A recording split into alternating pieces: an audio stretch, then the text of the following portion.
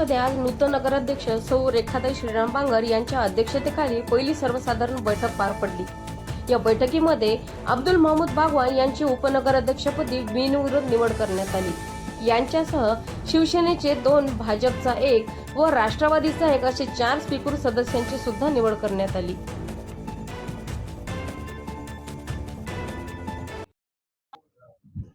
महमूदभाई, आपण बहुमताने निवडून आलेले आहेत। आज नगरपालिकेची प्रथम बैठक झालेली आहे। बैठकीमध्ये आपण बहुमताने उपनगराध्यक्षपदी आपली आज निवड झालेली आहे।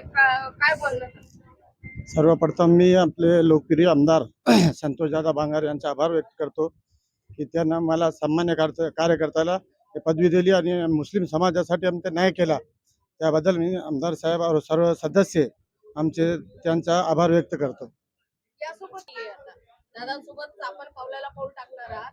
संपूर्ण आपल्या वार्डासोबत संपूर्ण नगरामध्ये कुठले विकासाचे काम आहे आणि कुठले मार्गी प्रथम हातात घेणार? आम्ही सर्वप्रथम आमचे जे अध्यक्ष श्रीरामदादा बांगर यांच्या नेतृत्वात सर्व शहरमध्ये विकासाचे काम आणि स्वच्छतामध्ये सर्वप्रथम आम्ही त्याच्यात लक्ष देणार आहे। आणि जे काय रखडलेले काम आहे याचे हिंगोली शहराचे विकासाचे ते सर्वप्रथम आम्ही आमदार संतोषदादा बांगर यांच्या नेतृत्वात आमदार आमचे अध्यक्ष श्रीरामदादा बांगर यांच्या नेतृत्वात सर्व सदस्य मिळून करणार आहे।